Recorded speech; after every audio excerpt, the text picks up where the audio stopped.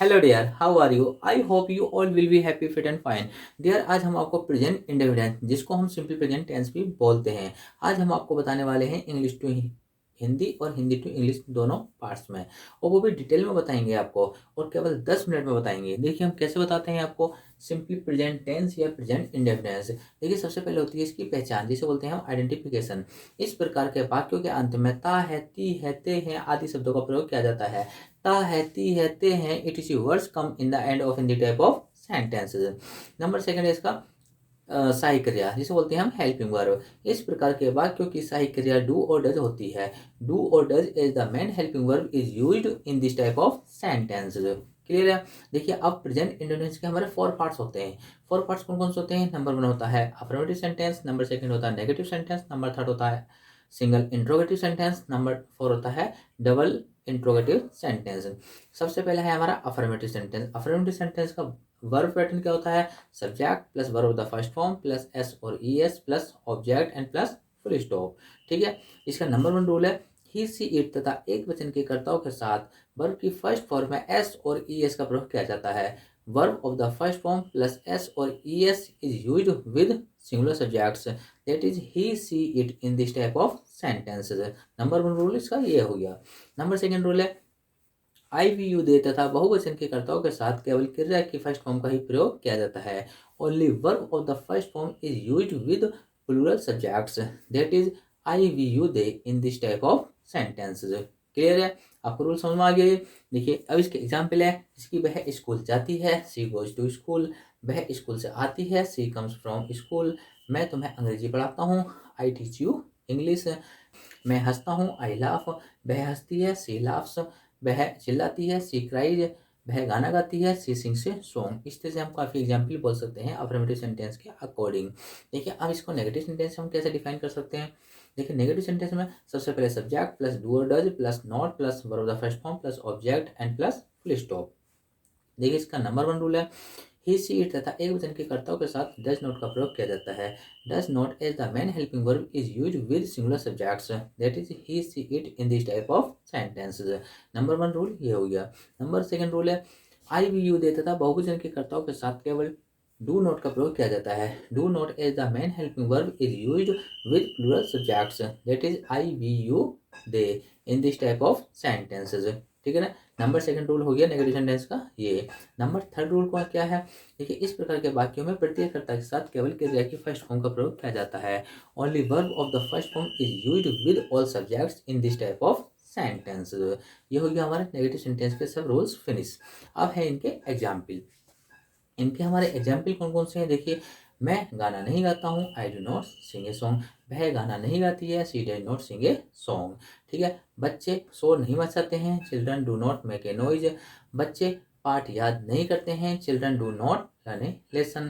देखिए तुम क्रिकेट नहीं खेलते हो, you do not play cricket. माता जी खाना नहीं बनाती हैं, the mother does not cook food. वह खाना नहीं खाती है, she does not eat food. हम इस तरह से हम नेगेटिव के बहुत सारे एग्जाम्पल दे सकते हैं। क्लियर है? नंबर थर्ड है इसका single interrogative sentence. Single interrogative sentence को हम कैसे डिफाइन कर सकते हैं? सबसे पहले है इसका वर्ब पैटर्न। सबसे पहले do does plus subject plus not plus verb the first form plus object plus question mark. Clear है? ये हो गया हमारा verb pattern single interrogative sentence का। इसका नंबर 1 रूल है यदि हिंदी वाले वाक्यों में क्या शब्द सबसे पहले आ जाए तो क्या के स्थान पर वर्ड शब्द का प्रयोग नहीं करते हैं, अतः वर्ड के स्थान पर मेन हेल्पिंग वर्ब डू और डज का प्रयोग सबसे पहले किया जाता है। देखिए इफ क्या word comes first all in Hindi type of sentence, तो what English word is not use first all in place of क्या in English of sentences. Only main helping verb do और does is used first all in place of क्या और what in English of sentences. Clear है? देखिए अब हम इसके example कैसे दे सकते हैं? क्या तुम अंग्रेजी पढ़ते हो, डू यू रीड इंग्लिश। क्या मैं तुम्हें अंग्रेजी नहीं पढ़ाता हूँ, do I not teach you English. क्या तुम पतंग नहीं उड़ाते हो, do you not fly the kite. क्या वह खाना नहीं खाती है, does she not eat food. क्या तुम नहीं हंसते हो, डू यू नॉट लाफ। क्या बच्चे नहीं पढ़ते हैं, डू चिल्ड्रन नॉट रीड। इस तरह से हम बहुत सारे एग्जाम्पल दे सकते हैं सिंगल इंट्रोगेटिव सेंटेंस के। अब है last double double interrogative sentence. इसका वर्ब पैटर्न क्या होता है, देखिए क्वेश्चन वर्ड प्लस डू और does plus subject plus not plus verb of the first form plus object and plus question mark. देखिए क्वेश्चन मार्क में का प्रयोग जरूर किया जाता है इंट्रोगेटिव सेंटेंस में। ठीक है, सबसे पहला इसका रूल है, यदि हिंदी वाले वाक्यों के बीच में प्रश्नवाचक शब्द जैसे कब, क्यों, कौन, कहाँ, क्या आदि आ जाएं तो इनका प्रयोग अंग्रेजी वाले वाक्यों में सबसे पहले किया जाता है। देखिए अब हम इसको इंग्लिश में कैसे ट्रांसलेट कर सकते हैं, if any question word that is when, why, where, etc comes in the middle of Hindi type of sentence, तो these question words are used first all in English of sentences. जैसे कि तुम क्यों नहीं हंसते हो, वाई डू नॉट लाव, तुम स्कूल क्यों नहीं जाते हो, why do not go to school, वह क्रिकेट क्यों नहीं खेलता है, why does he not play cricket, आप क्या करते हो, व्हाट डू यू डू, आपके पिताजी क्या करते हैं, what does your father do. इस तरह से हम बहुत सारे एग्जाम्पल दे सकते हैं कि तुम यह प्रश्न कैसे सॉल्व करते हो, how do you solve this question, वह कैसे हंसती है, हाउ डज सी लाफ। इस तरह से हम बहुत सारे एग्जाम्पल दे सकते हैं डबल इंट्रोगेटिव सेंटेंस के, और इस तरह से हमारा कंप्लीट टेंस कंप्लीट हुआ प्रेजेंट इंडेफिनिट टेंस का। क्लियर है, समझ में आ गया आपको, इस तरह से हम डिफाइन कर सकते हैं। अब देखिए कुछ रूल्स हैं जो एक्स्ट्रा हैं, बहुत ही इंपॉर्टेंट रूल्स हैं, वो हम आपको बताने वाले हैं।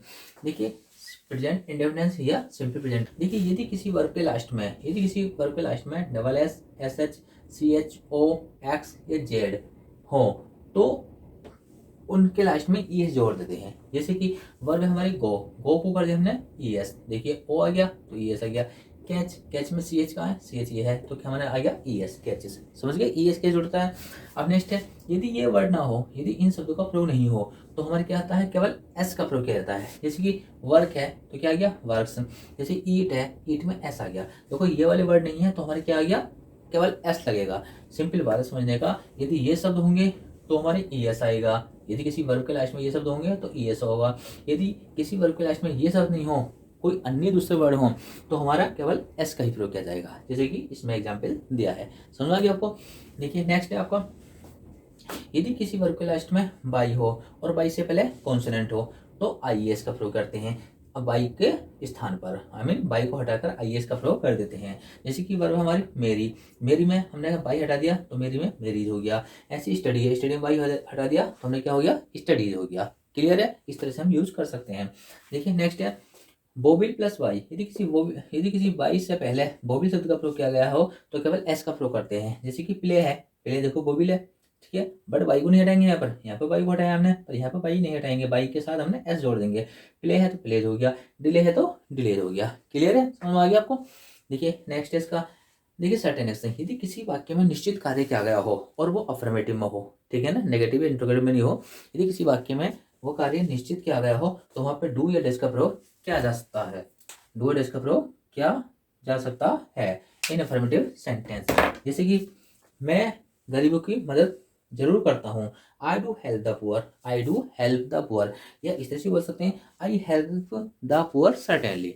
यदि आप डू का प्रयोग नहीं करेंगे तो हम कैसे बोल सकते हैं, I do help the poor certainly, या I do help the poor, हम दोनों तरह से हम बोल सकते हैं। इस तरह से कि वह अपने माता पिता की आज्ञा अवश्य मानती है, सी डज ओबे हर फादर, या हम इस तरह से बोल सकते हैं, अगर डज नहीं लगाओगे तो she obeys her father certainly. Clear है। देखिए कुल मिला के यह है कि यदि सर्टेन एक्शन किया गया हो तो वहां पर डू डज का प्रयोग किया जा सकता है अफर्मेटिव सेंटेंस में, वो कैसे किया जा सकता है, वो इस तरह से किया जा सकता है। ठीक है, गॉट इट, समझ में आ गया। तो इस तरह से आप इंग्लिश बोलना सीख सकते हो आफ्टर ट्रांसलेटिंग। मेरे कहने का मतलब है after translating sentences you can speak English in fluent way, so you shall have to understand and you shall have to focus on this type of sentences। ठीक है ना, इस तरह से हम आपको बता सकते हैं कि इंग्लिश कैसे बोली जा सकती है। आप इसको कॉपी कर लीजिए। ठीक है गाइज, अगर आपको ये वीडियो अच्छी लगी तो आप प्लीज़ लाइक एंड शेयर और सब्सक्राइब करिए और मेरे को बताइए कि इस वीडियो में कहाँ क्या आपको लगा, आप इससे क्या सीखे। Okay, thank you, bye.